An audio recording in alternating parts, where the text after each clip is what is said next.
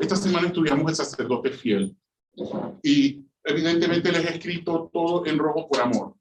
Porque Jesús, el sacerdocio es amor y la palabra fiel es parte de es una característica del amor. ¿Verdad? Entonces vamos a empezar con, quiero de salida establecer algo. Se hablaron de dos abismos. La clase, el día sábado se habla de dos abismos. Y quiero dejar establecido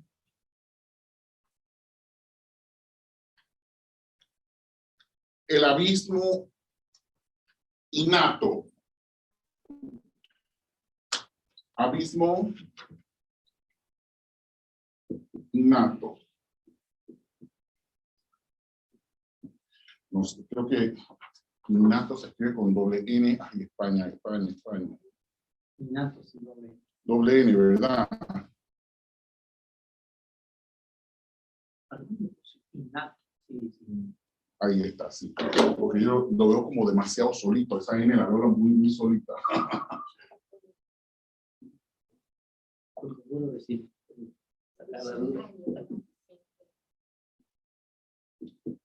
Este es el abismo innato. Ese abismo es el que tenemos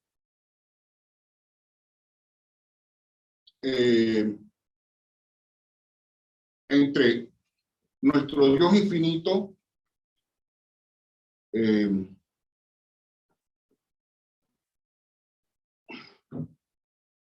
abismo innato porque este es nosotros somos seres finitos, limitados. Dios es infinito. Entonces, esto no se puede arreglar. Pues nacemos limitados. Y nunca vamos a ser, o sea, dada nuestra circunstancia, no vamos a ser infinitos. Dios puede interactuar con nosotros. Dios puede bajar su nivel y, o sea, estamos hablando de nuestros hijos cuando son pequeñitos. Nosotros los adultos podemos nivelarnos con ellos. Entonces, hay otro abismo. Aquí no hay puente. No hay puente. El otro abismo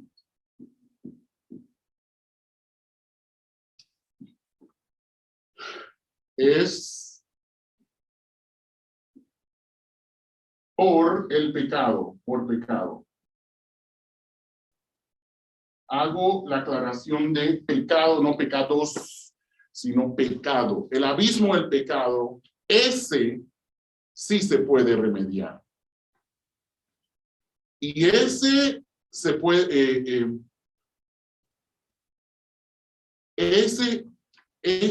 se lo voy a escribir aquí, se puede remediar a través de, y aquí voy a cambiar los colores, fe, amor,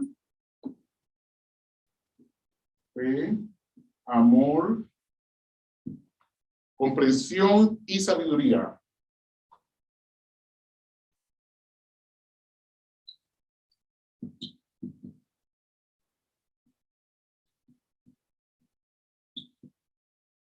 Ok.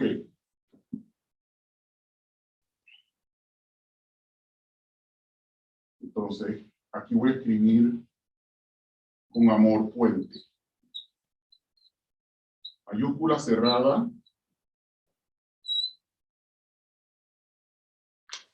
Puente equivale a remedio. Remedio.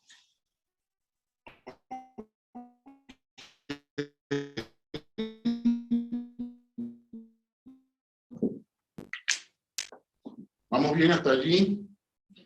El abismo innato por él la energía. Dios es todopoderoso y la energía se deriva de él. El conocimiento de Dios es omnisciente. La habilidad que tiene Dios de crear algo de la nada, recrearlo y sanarlo de pecado, resucitar a un muerto. Esa habilidad, ¿no? Eso es abismal. Nosotros no podemos hacer eso. Tiempo. Dios existe, nosotros estamos restringidos al tiempo, al espacio, a la categoría. Dios no. Dios no. La capacidad para procesar poder infinito y sabiduría y no ser corrompido por la misma. Esa capacidad la tiene Dios. La presencia o la omnipresencia de Dios, nosotros no podemos hacer eso. La responsabilidad. Imagínense, la responsabilidad, ¿cómo se sostiene el universo? Solo Dios puede hacer eso. Entonces vemos las diferencias abismales, valga la redundancia en el abismo. Entonces en la cartilla se mencionaba este abismo, que el pecado causa el abismo, lo financia, estoy hablando como economista, lo auspicia, lo alimenta. Entonces, claro, ¿dónde ocurre o dónde existe el pecado? ¿Existe el pecado en Dios? ¿Dónde ocurre el pecado? ¿Dónde existe? ¿Está en los registros? ¿Está en los seres inteligentes? Porque si el pecado ocurre en el corazón y en las mentes de los seres inteligentes, entonces es este pecado el que crea el abismo que existe entre nosotros y Dios. Entonces, ¿Dónde ocurrirá la actividad para que este abismo se cierre? En el entorno del ser humano. En el entorno. Bueno, cuando hablamos pecado, porque hay todavía gran controversia, si el pecado es algo que el ser humano nace y hereda o es algo que comete. Entonces, partiendo ahí... No, una cosa es que por eso lo puse en singular. Y no en plural. Plural es la punta del témpano, singular es el témpano. Vamos a rastrear hasta pero ¿dónde se manifiesta? ¿Dónde el origen? O sea, ¿dónde está? ¿Dónde se ubica? En este momento, ¿dónde se ubica el pecado? Pues, sí, geográficamente, pero estamos hablando de los seres humanos. ¿Dónde está el pecado? Ahí está, Lorena, pero dilo. Pensamiento. En la mente, en nuestros corazones, ahí está. Entonces, a ver, y es allí donde ocurre el conflicto de los siglos entre el bien y el mal. En nuestras mentes, dame, hijo mío, tu corazón. Por eso Dios lo dice, ¿no? Entonces, el plan de salvación tiene su efecto y tiene su impacto no en Dios, no en la ley de Dios, no en un corte celestial, pero ocurre en nuestros corazones. Y es por eso que Hebreos 8:10 dice que él va a escribir su ley en nuestros corazones, en nuestras mentes, Hebreos 8:10. Entonces, aquí no hay nada penal legal ocurriendo, ¿ok? No hay nada penal. Lo que está hablando la Biblia es de una transformación, de una restauración, de una sanidad, de una recreación, de una purificación del pecado. Entonces, ¿a dónde se ofrece el pago de sangre? ¿Dónde debe ser? ¿A dónde se aplica la sangre de Cristo? ¿Dónde está nuestro sumo sacerdote efectuando la obra de intercesión? Vamos a leer Juan 6, 53 al 57 en voz alta, por favor.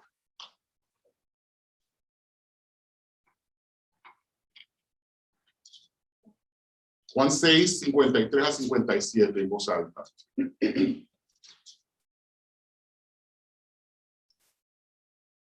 Ciertamente les aseguro, afirmó Jesús, que si no comen la carne del Hijo del Hombre, ni beben su sangre, no tienen realmente vida. 56, 57. Hasta 57. Porque estoy un poquito atrasado. El que come mi carne y beba mi sangre, permanece en mí y yo en él. Así como me envió el Padre viviente y yo vivo por el Padre, también el que come de mí vivirá por mí. Este es el pan que bajó del cielo. Ya leí el 57. Ahí está. Entonces, ¿dónde dice Jesús que debe ser administrada su carne y su sangre? En la persona, en el ser humano. Entonces, porque la lección sugiere, atención, que porque Dios es santo, no puede existir el pecado en su presencia. ¿Verdad? Sí. Que donde está Dios no hay pecado. ¿No? Pero ¿dónde ocurrió el pecado? ¿Dónde surge el pecado? ¿Con quién? ¿En presencia de quién? En presencia de Dios. En presencia de Dios, en un ser creado. O sea, fíjense cómo hemos sido discipulados. O sea, dense cuenta, sentido común. Si en la presencia de Dios no hay pecado, entonces, ¿qué pasó aquí? Porque la Biblia registra que hasta que se encontró en ti maldad. El caso de Lucifer. Ok. Entonces, el pecado puede existir en la presencia de Dios. Tú dijiste una expresión que a veces lo repasamos mucho y no lo entendemos. Que en Dios no puede haber pecado, el pecado no puede existir en la presencia de Dios. Entonces, ¿cómo nosotros podemos entender eso? Porque el punto es cuando el ser humano es afectado en ese abismo innato y el abismo por el pecado, el ser humano está separado de Dios, pero en su deseo quiere reconstruir, quiere volver a Dios, pero el concepto que tiene de Dios lo limita y lo separa. Entonces, es algo que nosotros a veces no entendemos cuando decimos, Dios no puede convivir con el pecado, pero yo soy pecador, entonces, ¿cómo no? Ok, pero precisamente Juan 15, 1 al 17. Entonces, yo leí un comentario muy interesante y me llamó la atención porque yo no lo había visto así. Dice, la causa del odio de Dios al pecado está basado en el daño que provoca al que peca y al impacto que tiene eso en la relación que tiene con él. O sea, ahí está, dijiste la palabra clave. Dice, la causa del odio de Dios. La palabra clave es relación. Relación, cuando ustedes escuchen la palabra relación igual enchufe. Sí. Y sigue diciendo este escritor, dice, la causa del odio de Dios al pecado está basado en lo que provoca en ti y en mí. Claro. Y luego dice, el odio de Dios al pecado no es egocéntrico, sino altruista. El pecado no cambia nada en Dios, sino cómo nosotros lo vemos a Él. Entonces, la causa del pecado es que yo veo a Dios como un Dios egoísta, malo o vengador, y yo no lo quiero. Por eso, porque le tengo miedo, entro en pánico. Pero el pecado no le produce ningún daño a Dios, sino que se daña claro, a mí con la relación con Dios. Exacto, me eclipsa. Entonces, por eso decimos, el pecado no mora en la presencia de Dios y no puede convivir con Dios. Claro, porque si yo estoy conectado con Dios, yo voy a caminar sobre el agua como Pedro. Sí. Entonces, ahí tenemos un miedo de decir, yo no puedo estar delante de Dios porque soy un pecador. Exacto. Pero este pensamiento dice, no. Dios y escuchamos como el Kyrie que es Cordero de Dios, tú que quitas el pecado del mundo, ten piedad de nosotros. O sea. Sí, porque estamos bajo tu ira. Ten piedad. Mira a tu hijo que se sacrificó. Cordero de Dios, sí. O con esta, ¿verdad? Sobre el corazón. O con esta porque uno hace así, o así. Pero siempre de este lado porque aquí está el corazón. O sea, fíjense la herencia de quienes nos discipularon. Nosotros a veces, aunque hablamos de Dios de amor, pero actuamos como los amigos de Job. Presentamos a un Dios que es justo por lo que te pasa, por eso te lo mereces. El dedo de Dios, la llave de Dios. Entonces,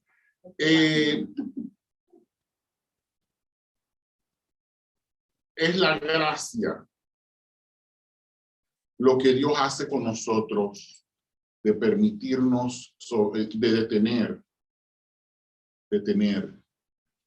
los resultados de nuestras pobres decisiones. Muchas veces lo hace. Por eso lo que tú pusiste ahí es bien interesante, porque el ser humano, por ese daño que hizo el pecado, no puede relacionarse con Dios porque más quiere y no lo puede entender. Entonces Dios hace ahora un puente, rompe esa barrera, tiempo, espacio, todo lo que limita al hombre.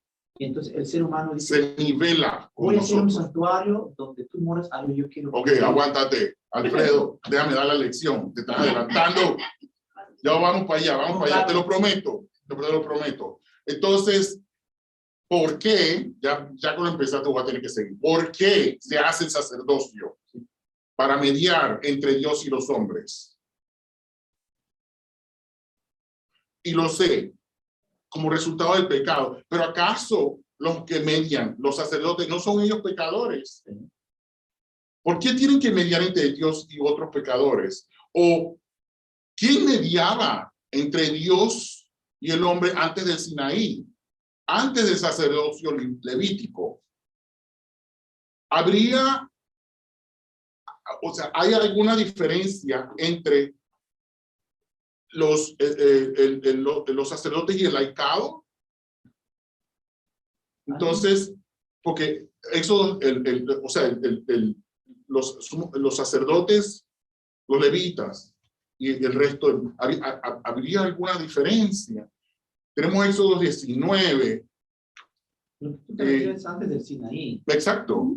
Había hombres que son profetas. O sea, podemos ver a Noé, podemos ver a otros que mediaron con los seres humanos. Podemos ver personas que hablaban con Dios y daban un mensaje a nombre. Incluso Abraham todavía no se ponía el... Ellos sí, pero no. No eran sacerdotes. Ese es el punto. Ese es el punto. ¿Quién mediaba?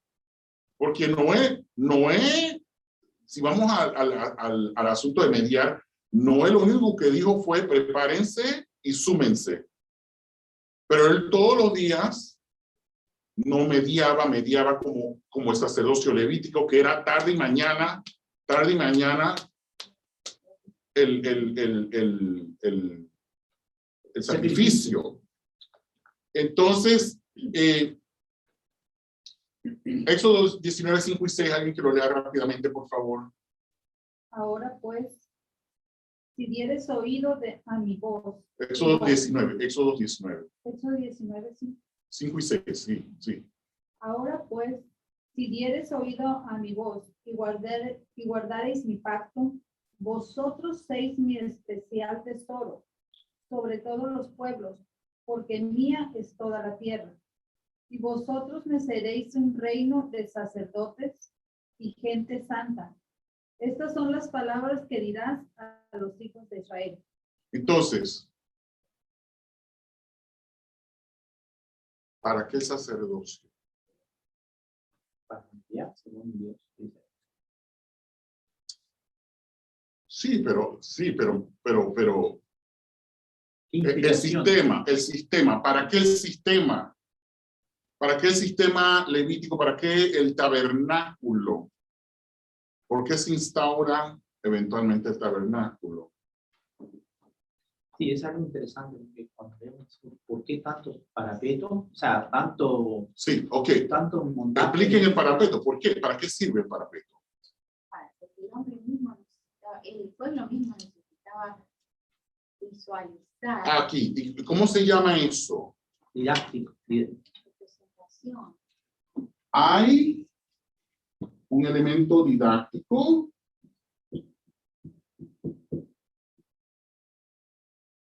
Y las palabras que voy a usar tienen connotaciones que pueden ser negativas, pero no lo son. Y aquí lo vamos a decir, aquí lo voy a escribir. Teatro. Okay. En un teatro uno va a ver una obra teatral y hay un guión. Hay un guión escrito, escritura. Échenle coco a eso. Y como viene de Dios, es la Santa Escritura. Ellos tenían que entender el plan de salvación. ¿Y cómo lo iban a entender si venían de un esclavismo Exacto, que no donde eran- no se les permitía pensar Basado en la ilustración. O sea, con esta ilustración completamente gráfica? Y ahí es donde Dios baja Y allí es donde Dios a la comprensión del nombre. rompe el puente. Situación. establece el Bueno, rompe el puente, abismo y establece el puente. elimina el abismo y elimina ambos abismos, no uno, porque decimos que el pecado es el que rompe nuestra relación y toda esta narrativa, pero son dos abismos, no uno. Entonces, Dios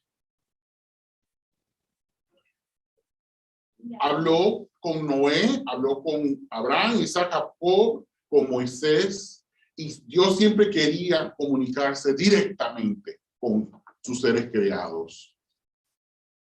Pero a causa del endurecimiento de sus corazones, a causa del miedo acá, Bueno, todo esto queda contaminado. El hombre no tiene acceso a tener fe en Dios. El hombre está muerto de miedo. ¿Y qué le dice el pueblo de Israel? Por favor, cúbrete, Moisés. Nos estás afectando, nos estás encandilando. Y Moisés, ¿y por qué? ¿Por qué Moisés no está destruido? ¿Por qué no muere Moisés? Moisés es el único ser que vio a Dios, le dio la espalda, lo sé, pero lo vio. ¿Por qué no muere? bueno, muchos otros que lo vieron, por ejemplo, el que peleó, ¿cómo se llama? Sí, pero el que peleó con sus 300 soldados, que vio al ángel de Jehová y se puso la y dice, ay de mí que yo vi a Dios y estoy vivo. Entonces, muchas personas que vieron a Dios. Eso fue después. Sí, sí. Eso fue después. Pero en el caso de Moisés, o sea, fíjense, fue el primero. Vamos a Patriarcas y Profetas, por favor, vamos a leerlo rápidamente. Aquí se formó la corredera, pero quiero llegar a un punto serio acá. Alguien que lo lea, por favor. El primer párrafo. ¿Diferencias entre la muerte de Cristo? No. El primer párrafo que les envié. Dice, si el Dale. hombre hubiera guardado la ley de Dios, tal como le fue dada a Adán después de su caída, perdón, preservada por Noé y observada por Abraham, no habría sido necesario el rito de la circuncisión. Y si los descendientes de Abraham hubieran guardado el pacto del cual la circuncisión era una señal, jamás habrían sido inducidos a la idolatría, ni habrían sido necesario que sufrieran una vida de esclavitud en Egipto. Habrían conservado el conocimiento de la ley de Dios y no habría sido necesario proclamarla después del Sinaí y grabarla sobre las tablas de piedra. Y si el pueblo hubiera practicado los principios de los 10 mandamientos, no habría habido necesidad de las instrucciones adicionales que se le dieron a Moisés. Ok, ahí se habla de la circuncisión. La circuncisión, como todo lo demás, son elementos didácticos, no son motivo de salvación. Que los que son circuncidados, que es más higiénico, bla, bla, bla, bla, bla. Bueno, señores, la comunidad científica dice muchas cosas. Es voluntario, es un acto que causa dolor y sufrimiento. A los niños y realmente no debe hacerse. Ahora, en el pueblo de Israel estaba en un desierto que es más higiénico, eso por allí sí. Pero ahora en pleno siglo XXI, donde hay agua, jabón y todas las facilidades y ya eso no aplica. Ya lo sabemos. Y entonces, todo esto apuntaba al Mesías. Entonces, hay un párrafo el día domingo, el tercer párrafo del día domingo. Hebreos dice que Jesús oró. No, sin embargo, Sin embargo, existen algunas diferencias importantes. Jesús no fue tomado de entre los hombres. Jesús era de procedencia divina, pero adoptó la naturaleza humana para, entre otras cosas, servir como sacerdote en nuestro favor. Jesús no ofreció sacrificio por sus pecados, sino solo por nuestros pecados, porque él no tenía pecado. ajá. Sí, entonces, Él ofrece sacrificio por nuestros pecados y tenemos que entender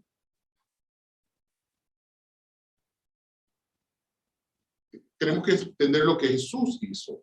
¿Cuál es el problema del pecado? ¿Es un problema legal o es un problema estar fuera de armonía con la ley de diseño de Dios y con la vida misma, con la base de la vida? Y entonces aquí es donde entendemos la ley de Dios, el carácter de Dios y el gobierno de Dios.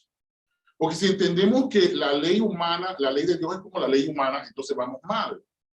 Porque vamos a hablar la perspectiva penal legal.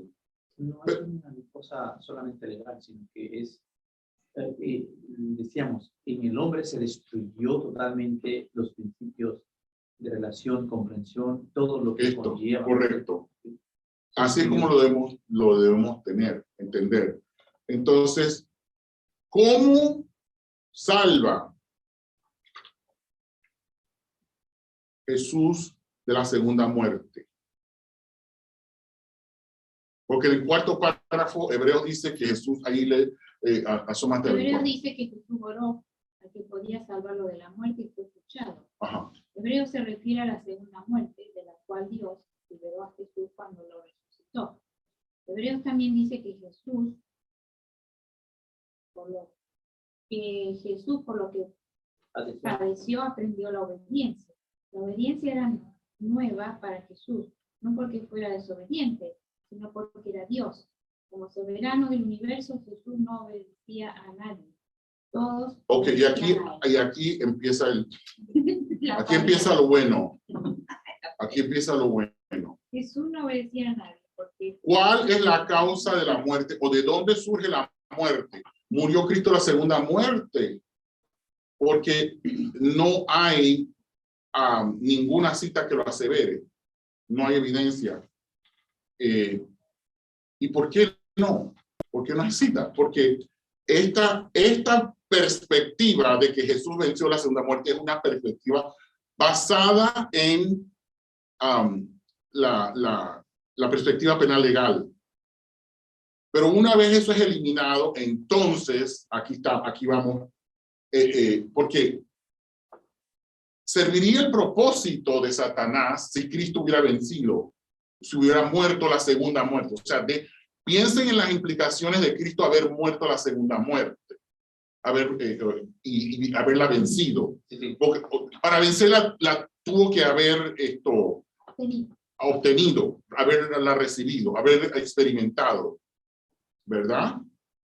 Entonces, porque la segunda muerte es la muerte en la cual no hay resurrección y a Satanás le encantaría que Cristo permaneciera muerto, ¿no? Muerte física. Correcto.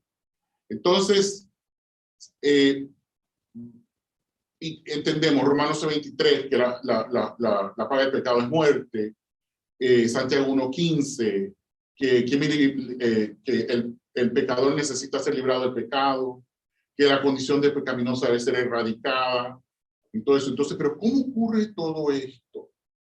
Y es a través de María que Jesús toma una condición terminal, una naturaleza corrupta, infectada, ¿no? Pero a través del Espíritu Santo, Él tenía una humanidad que no tenía la inclinación, que no tenía ninguna afinidad para las tentaciones, que no podía resonar con ellas. Resonar con ellas. Cosa de que la tentación no le era atractiva. ¿Qué significa eso? ¿Y cómo fue tentado como nosotros? Lo fue, pero Él decidió Porque somos tentados a través de nuestros propios deseos pecaminosos. Y ahí ven la diferencia. Es interesante porque el autor dice que cuando Jesús sabía que iba a llegar el momento en que él iba a morir, Jesús tuvo, como nosotros, cuando vamos a... Y eso era lo que yo iba a decir después. Él tuvo miedo. Claro, claro. Y agonizó. Y la severidad de esa tentación. Sí. Entonces, vamos a ver el siguiente deseo de todas las gentes. Vamos al deseo de todas las gentes. O sea, Jesús decidió ejercer sus habilidades humanas para decir no a cada tentación y confiar en Dios y amar a otros, amarnos a nosotros antes de él, a sí mismo. Y así es como él destruye la infección, los deseos carnales y todo eso, el miedo, y restaura el amor a la ley de Dios, el amor hacia la vida y hacia la raza humana. Deseo de toda la gente, por favor. La ley requiere. Sí, la ley requiere al principio. La ley requiere. La ley requiere justicia, una vida justa, un carácter perfecto, y esto no lo tenía el hombre para darlo.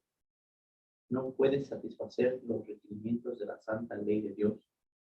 Pero Cristo, viniendo a la tierra como hombre, vivió una vida santa y desarrolló un carácter perfecto. Desarrolló un carácter perfecto. Atención, desarrolló significa que érase una vez, puso, sembró la semilla en su carácter, bueno, María y José, evidentemente, y él continúa.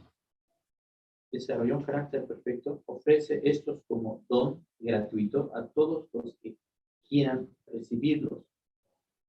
Su vida reemplaza la vida de los hombres. Así tienen remisión de los pecados pasados por la paciencia de Dios. Más que esto, Cristo imparte a los hombres atributos de Dios. Cristo imparte ¿a quiénes? A los hombres. A nosotros. Atributos de Dios. Cristo lo hace. Continúa. Edifica el carácter humano a la semejanza del carácter Cristo edifica. Nuestro creador es nuestro salvador.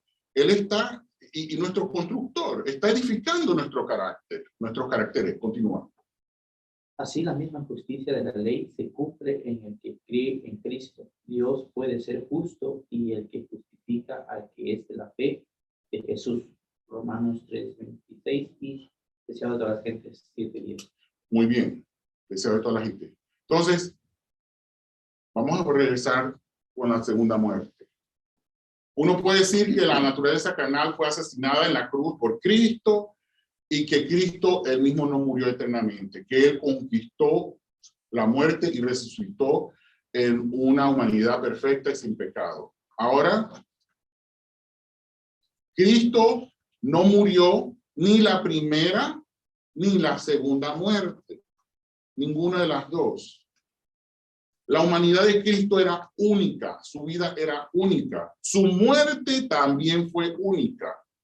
Y la muerte de Jesús fue el medio para erradicar el pecado de la raza humana, destruyendo la muerte que causa la infección del miedo y del egoísmo, y establece una humanidad sin pecado. Aquí no está ocurriendo nada penal, nada legal. Entonces, es el deseo de Satanás de que Cristo era el deseo de que muriera eternamente, para que era el deseo de Satanás que muriera la segunda muerte. Y aquellos cristianos que enseñan que Jesús murió la segunda muerte están básicamente enseñando la doctrina del enemigo, por lo que estoy diciendo. Entonces, porque hay evidencia de lo que la Biblia determina en la segunda muerte, y lo tenemos en Apocalipsis 2:11, Apocalipsis 20:6, Apocalipsis 20:14, Apocalipsis 21:8. Y según la arqueología que Pablo maneja, dice Pablo que sin derramamiento de sangre no hay remisión de pecado. Entonces llegamos al punto donde se profundiza ahora toda la didáctica del santuario, Ahí está. porque Pablo dice, bueno, todos los sacerdotes que antecedieron entraban y tenían que purificarse y ofrecían sangre por sus pecados, luego tenían que ofrecerlo por el pueblo.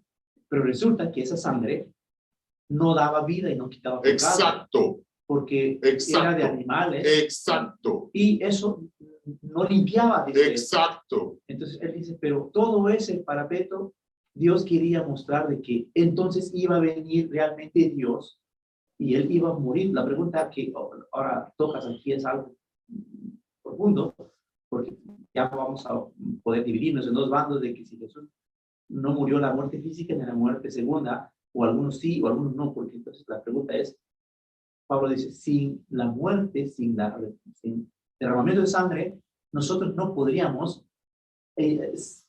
tener acceso nuevamente con Dios.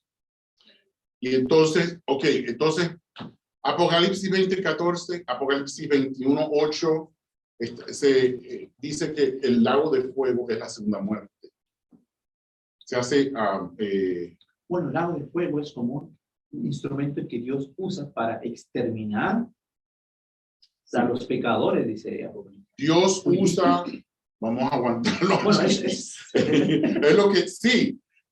Pero vemos en Mateo 27, 45 y 46 también que Jesús dice, Dios mío, ¿por qué me has desamparado?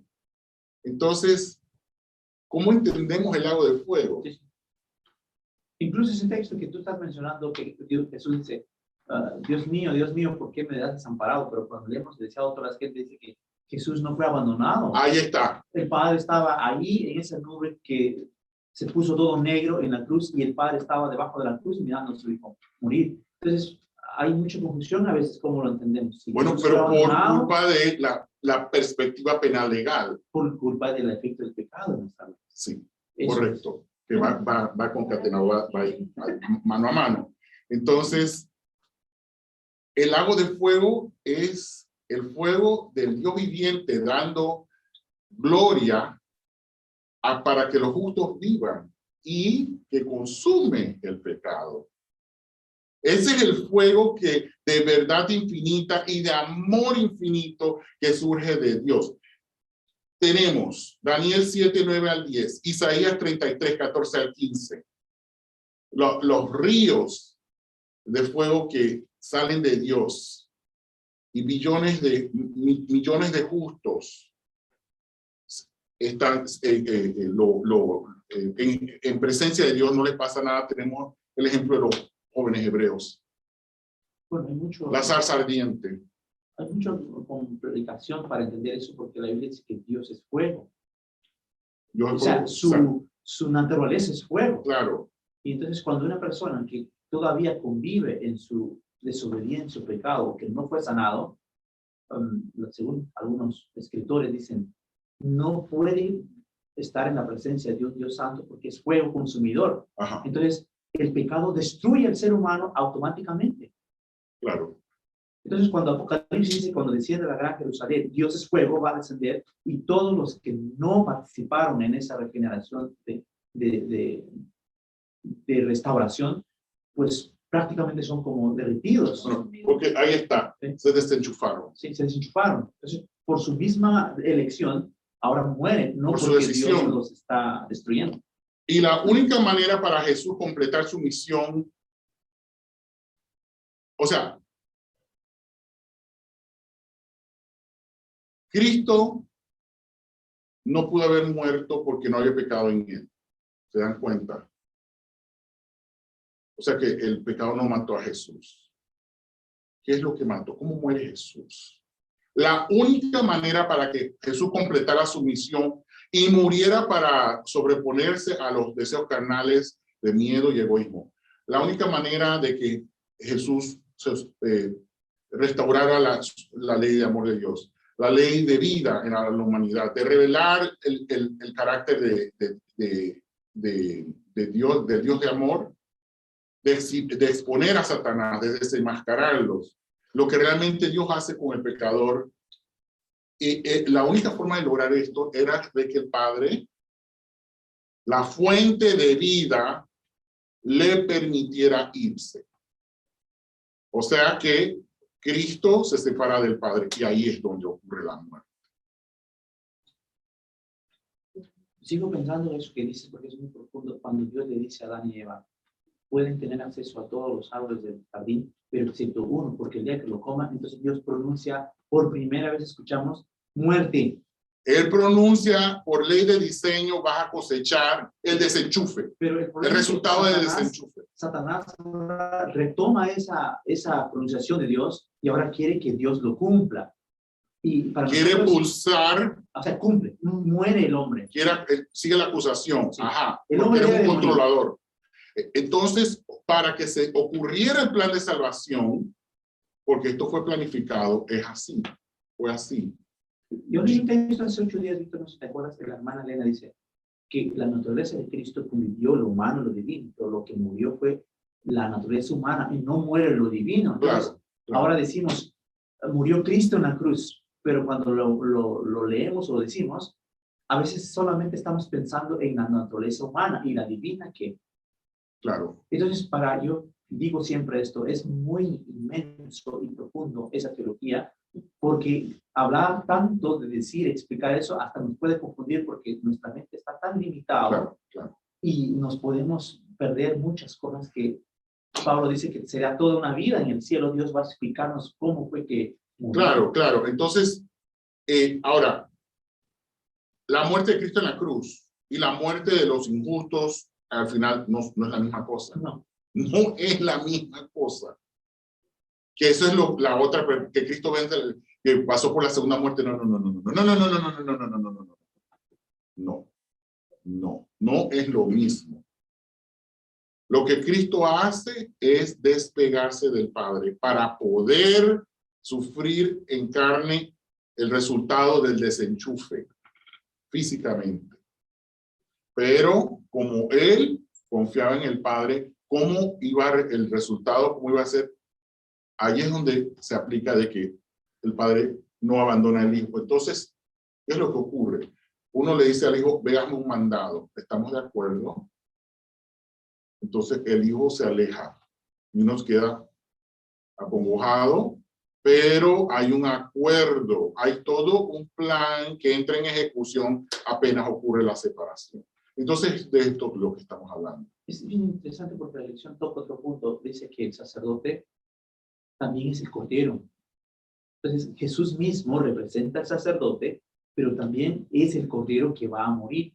Claro. Y es el que introduce la sangre en la presencia a donde se debe de la remisión del pecado. Entonces, todo esa gran... Pero la sangre, acuérdense que representa sacrificio, lo que ocurrió. Porque si no hay sangre, no hay evidencia de un sacrificio. Entonces, esa es la perspectiva de por qué sangre. Es como evidencia. En la sangre está la vida, dice. Claro. O sea, certifica la sangre como el certificado de muerte, de defunción. Ahí está. Cuando alguien muere, que uno necesita un certificado de defunción y va y no. Es como algo. Le entregan el cuerpo, etcétera. Y entonces se le da sepultura o incineración o lo que sea, ¿no? Entonces, ese es, entendemos. Todas esas figuras que a veces vemos y leemos, a veces no le damos tanta importancia, pero tiene una explicación muy profunda. Claro. Por lo que Dios va a hacer para explicarnos cómo nosotros nos podemos salvar. Exacto. Y entonces, Cristo hace una distinción entre dos tipos de muerte. La primera en la que el cuerpo es destruido y la segunda en el que el cuerpo y el alma son destruidos. Y el griego que se está usando aquí es la palabra psique, que es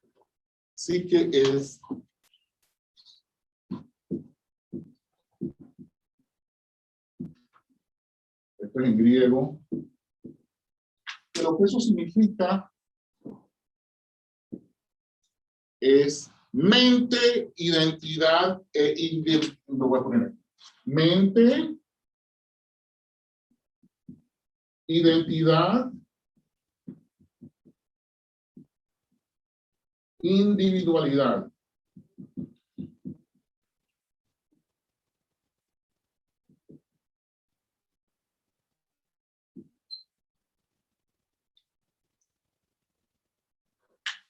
Ok.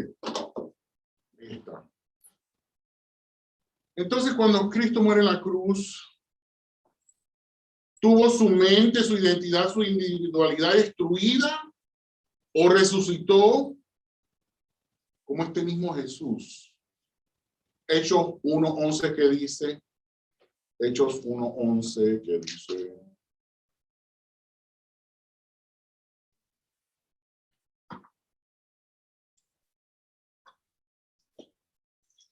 Hechos 1:11. Los cuales también les dijeron, varones galileos, ¿por qué estáis mirando al cielo? Y este mismo Jesús que ha sido tomado de vosotros al cielo, así vendrá como ya habéis visto. Este mismo Jesús, era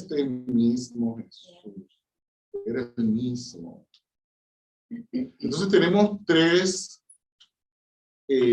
características de la segunda muerte.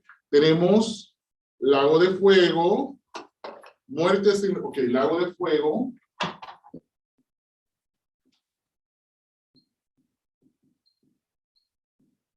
Tenemos muerte sin resurrección.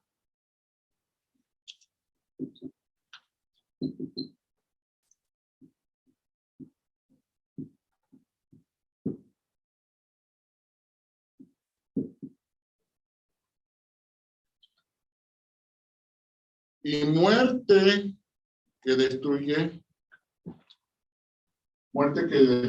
cuerpo, muerte que destruye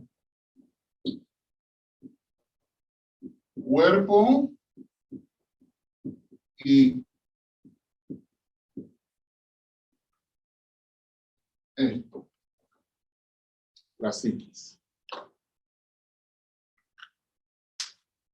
Cuando murió Jesús, ¿cuál de estos aplicó?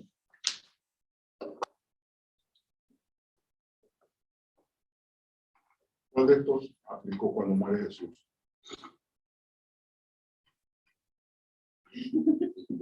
Gracias Luis, campeón, está clarito. Ninguno. Por eso Cristo no muere la segunda muerte. Ahí está la evidencia. Porque esto es lo que involucra, esto es lo que incluye la segunda muerte. No aplique a la muerte de Cristo.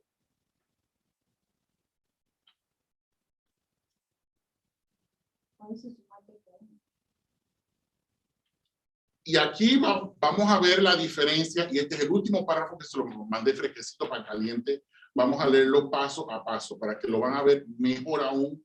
Estamos viendo el tiempo. Ok. Alguien que lo lea. El último párrafo que les mandé esta mañana, por favor. Y con eso vamos a terminar. La muerte de Cristo y la de aquellos que experimentan la segunda muerte. Exacto. Vamos a ver la muerte de Cristo y a la par los que experimentan la segunda muerte. Lo primero, ¿qué dice? Cristo murió confiando en el Padre. Lucas 23:46. Los malvados mueren desconfiando del Padre. Apocalipsis 6:16. Cristo murió anhelando ver al Padre. Marcos 15:34. Los malvados mueren escondiéndose del Padre. Apocalipsis 6:16. Cristo murió cuando la presencia del Padre fue oculta. Marcos 15:34. Los malvados mueren cuando el Padre es completamente revelado. Segunda de Tesalonicenses 2:8. Cristo murió por menos de 72 horas. Lucas 24:1-8. Los impíos mueren eternamente. Malaquías 4:1-3. Romanos 6:23. Santiago 1:15. Segunda de Pedro 3:10-12. Cristo murió cuando el amor venció al egoísmo. Juan 3:16, Juan 10:17-18, primera de Juan 3:16. Los malvados mueren vencidos por el egoísmo. Apocalipsis 21:8. Y aquí vemos la diferencia entre lo que es la importancia de la ley de diseño de Dios. Porque aceptar las mentiras de Satanás de que la ley de Dios es como la ley humana, que es impuesta y que se requiere justicia y castigo le quita al sacrificio de Cristo, lo que Cristo logró, y le imputa a Dios el ser la fuente de todo sufrimiento, muerte y dolor. Entonces, quiero hablar acerca, finalizar con Melquisedec, el sistema levítico, el limpiar nuestras conciencias, el ser transformados y no necesariamente limpiar los registros del cielo. Dios está preocupado por transformarnos y eso lo logra cuando nosotros nos conectamos con Él. La mediación entre Dios y el hombre, ¿qué es mediación? Entonces, la metáfora que se está haciendo aquí es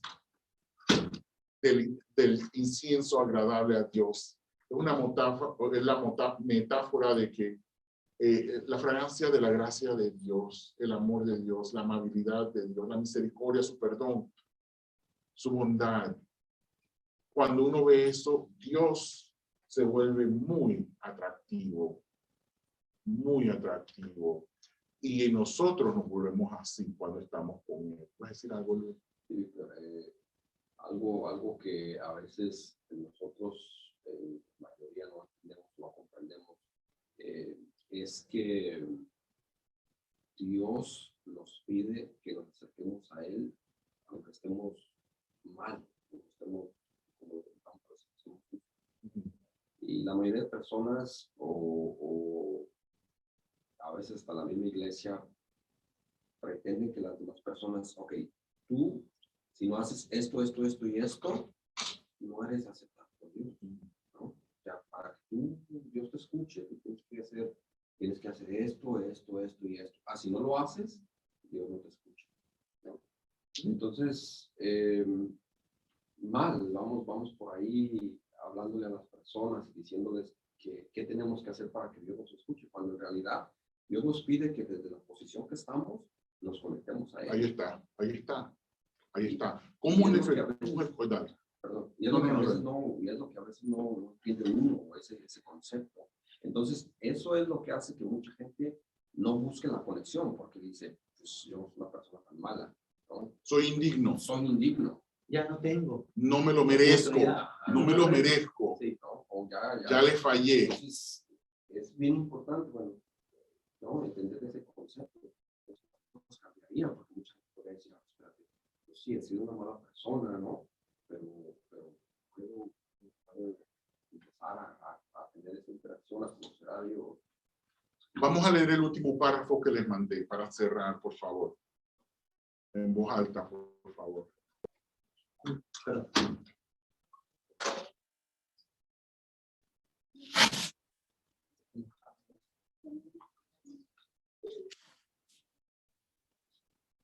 La ley o la expiación. La expiación de Cristo. La expiación de Cristo no es una mera manera hábil de que nuestros pecados sean perdonados. Es un remedio divino para la cura de la transgresión y la restauración de la salud espiritual. Es el medio ordenado por el cielo por el cual la justicia de Cristo puede estar no solo sobre nosotros, sino en nuestros corazones y caracteres. Ahí está. Caracteres está. 456. Eso se encuentra en el comentario del grupo adventista. Es el medio ordenado por el cielo por el cual la justicia de Cristo puede estar no solo sobre nosotros, sino en nuestros corazones y caracteres, porque uno dice que Dios como que nos protege y se posa su gracia sobre nosotros, como que nos protege. Pero lo que realmente está haciendo Dios es transformándonos, nuestros corazones y en nuestros caracteres, en nuestra forma de pensar y en nuestra conducta. Vamos a orar. Gracias, Señor, por esta oportunidad, por entender, Señor, que tu sacrificio es por amor, fue muy bien planificado. Permítenos, Señor, que en esta semana vivamos esta realidad en el nombre de Jesús. Amén.